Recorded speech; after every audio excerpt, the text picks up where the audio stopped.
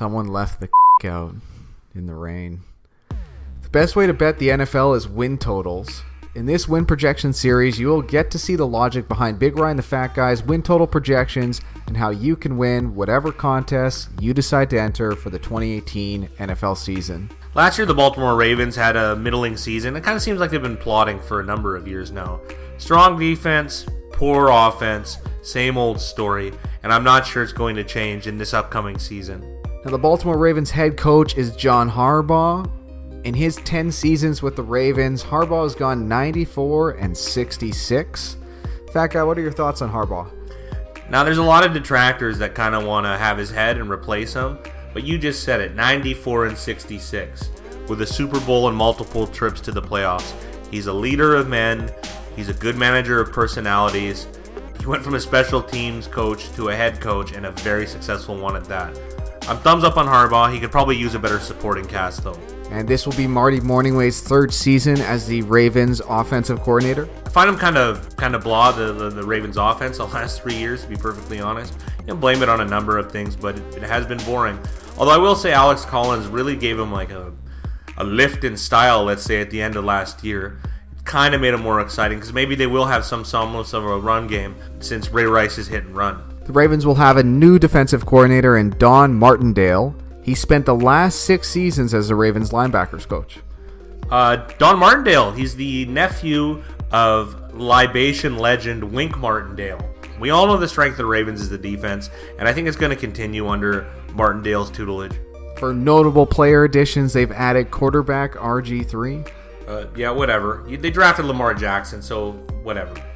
At wide receiver, they added Willie Snead, John Brown, and Michael Crabtree. Well, they're really just throwing things at the wall and see what sticks. One guy's got a sickle cell trait. That's never a good thing. Willie Snead has a terrible haircut, like Happy Gilmore's first caddy. Michael Crabtree gets his necklace ripped off far too many times. And Lamar Jackson, you did mention earlier, him and Hayden Hurst were both first-round draft picks. One, Lamar Jackson is at quarterback, and Hayden Hurst at tight end. Well, the one thing I always find weird, I think Ozzie Newsome's a really good general manager, but why does he keep missing on tight ends? Like, he hasn't really nailed one. I mean, Max Williams, a second-round pick from, I believe, 2 years ago, hasn't worked out that well. I mean, why else are you drafting a tight end in the first round? I always think drafting a tight end in the first round is a reach unless you're going to get a Gronkowski, which you aren't. So I'm not too big on this pick. And notable player subtractions is wide receiver Jeremy Maclin. Jerry Maclin kind of is out of the league almost now, so it's no big deal. They upgraded technically by signing all those other guys, so it's not going to hurt them. At running back, Danny Woodhead. Danny Woodhead, the little engine that could. I like Danny Woodhead. He's a solid all-around football player, but they've really got some talent with Alex Collins. He played so well last year. It's not going to hurt them, I don't think. And at cornerback, they lost Ladarius Webb. This one kind of hurts me, but he's that farm horse that really needs to be taken out to the back. He's lost a step or two. I love Ladarius Webb, but he doesn't have the speed that he used to. So let's look at the roster. At quarterback, they have Joe Flacco, they've drafted Lamar Jackson, and they've brought in flyer on Robert Griffin. Well, I don't mind taking the flyer on Robert Griffin, but like I said, if you're drafting Lamar Jackson, you're not really expecting too much. Joe Flacco needs to be pushed since his Super Bowl win, and drafting a young quarterback is going to do that. I almost think Lamar Jackson could have some starts this year. It's been very uninspiring quarterback play the last few years, so something did definitely need to change. And at running back, you have Alex Collins, Javoris Allen, and Kenneth Dixon. Buck Allen and Kenneth Dixon I could do without, but Alex Collins, I don't know how Seattle didn't give him the time of day, but he looked electric for the Baltimore Ravens last year. So I find him as the star as far as skill possession goes. I mean, he's not the greatest running back, but he's the only one to write home about as far as all the skill positions go. And at receiver, they have Willie Snead, Michael Crabtree, John Brown. They also have maligned first-round pick Brashad Perriman, as well as Chris Moore. Brashad Perriman, you get a bruised bone or whatever, and you miss an entire year. Just a complete bust, a waste of a draft pick. If he does anything, I would be really impressed, but I'm not holding my breath. This is an uninspiring group, but it does have a bunch of names. I always like John Brown, but health is always a big issue with him. So I really don't know what to expect from this group, so I'm going to not expect much. They also added Jaleel Scott in the 4th round and Jordan Lastly in the 5th round, so there's going to be a big camp battle for who's going to play receiver on that team. they're just 4th and 5th round picks. So if they beat out the veterans, it'll just tell you what kind of level they're playing at these days. At left tackle, we have Ronnie Stanley. At guard, we have James Hurst. At center, Matt Skura. At right guard, all-pro, all-legend Marshall Yanda. And at right tackle, Alex Lewis. Well, you kind of highlighted who the best player on this offense is, maybe even this team. Marshall Yanda is a consummate professional. He's an excellent guard. He was there during the Super Bowl year. He's just excellent all the way around. But there are a bunch of holes on this offensive line.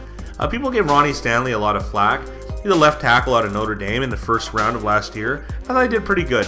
They did draft the worst athlete in the entire NFL, the new rookie Orlando Brown, who did less reps on the bench than I did trips to the gym this year. You mentioned Orlando Brown being a rookie draft pick. They've also made 2 other draft picks, one at center for Bradley Bozeman, another tackle at Greg Sennett in the 6th round, as well as 2 last year in the 4th and 5th round with Nico Siragusa and Jermaine Elamanor.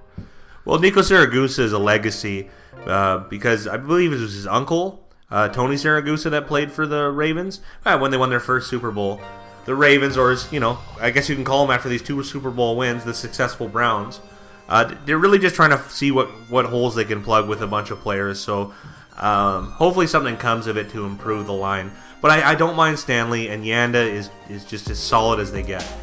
Tight end, they have Nick Boyle and Max Williams, some 2015 draft picks, as well as Hayden Hurst this year, and Mark Andrews, who's a 3rd round pick of this year.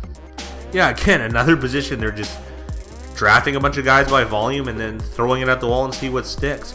I want to know what happened to some of the old ones. Like, I didn't even mind Crockett Gilmore as far as a receiving tight end.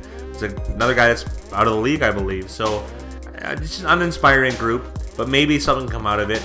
And again, I don't know how well this first round pick's going to do, and none of us should really judge, but we're going to have to wait and see. Let's move to the defensive side of the ball. On D-line, it's highlighted by Terrell Suggs and Brandon Williams. They also have Brent Urban, Michael Pierce, Willie Henry, Zadarius Smith. Blah, blah, blah, blah, blah. You already said it, and you really undershot this one. Brandon Williams, the $100 million man, this is the star. I have trouble betting on Baltimore when he's not playing. He takes up space and penetrates like a rooster in the hen house. And Terrell Suggs is another guy beating father time. Been a first-round pick in 2003, former Defensive Player of the Year. I keep thinking he's going to get worse and worse, and it's doing really, really well. He still had a quality season last year. He's a quality player. He has good football IQ, and he really, really gets after it. At linebacker, they have C.J. Mosley and Albert McClellan. I'm a Mosley fan. How many picks did he get last year? I don't know, but he was part of that early wave of Baltimore picks last year, and they just looked really solid under him. I like Mosley. He's not a favorite to everyone else, but Mosley's a solid player, and that kind of headlines this group. And at corner, they have Brandon Carr and Jimmy Smith, as well as Marlon Humphrey. And at safety, they have Tony Jefferson and Eric Weddle. Well, Marlon Humphrey last year was not a surprise draft pick to me, because again, Ozzie Newsome, he favors his alma mater, and if it's Alabama, it's his guy, and Marlon Humphrey is an Alabama guy. Another guy I like, and he's a young corner, so you're going to have to give him time to progress and make less mistakes. Brandon Carr is going to lose a step pretty soon here, and it could even be this year. Jimmy Smith's a decent player. I really like those safeties at the end, the veterans. They're bookended at the front by Brandon Williams, but at the end they have Tony Jefferson and Eric Weddle, the beard, and the beard can still play. And I think the Chargers cut him a little bit too loose because they could use him right now. And Justin Tucker, is he a better singer or a better kicker? It's a good question. I'm going to go with a better kicker. He's got the leg and the accuracy to make anything necessary. He's clutch as can be. Tucker is the #1 kicker in the NFL as far as ability. Fantasy-wise, he's pretty good too, let's be honest. So looking at the roster, what is the strength of the Baltimore Ravens going into 2018? The strength of the roster is pretty much entirely the defense. And it's bookended at the front by Terrell Suggs and more importantly Brandon Williams, and at the back with Tony Jefferson and Eric Weddle. Those are the strengths of this team. The offense leaves a bunch to be desired, so we're going to see what they kind of cook up. They shook things up with the Lamar Jackson pick. They drafted a tight end, so maybe they are trying some things, but they're really going to have to do something different if they want to be a contender this year. And what's the biggest weakness on the Ravens 2018 roster? offense as a whole. Wide receiver is a big question mark. Offensive line has holes here and there. But I really think quarterback play is what holds this team back. Flacco played incredible when they won the Super Bowl, but it just hasn't happened since then. And if they want some semblance of success, they need to play better at the quarterback position. What's the team grade for the Ravens going into next year? I like the brassiere I'm wearing. It's a C.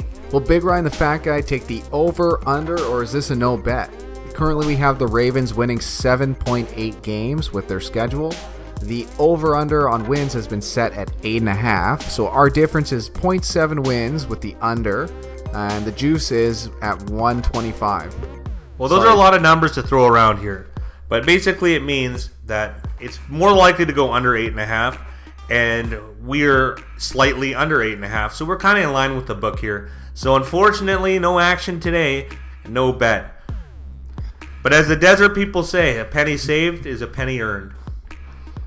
Remember, hit that like button if you agree with Big Ryan the Fat Guy. Give us a comment below if you think I'm stupid or if you'd like to guess the fat guy's weight. Subscribe for more non sequiturs and NFL projections.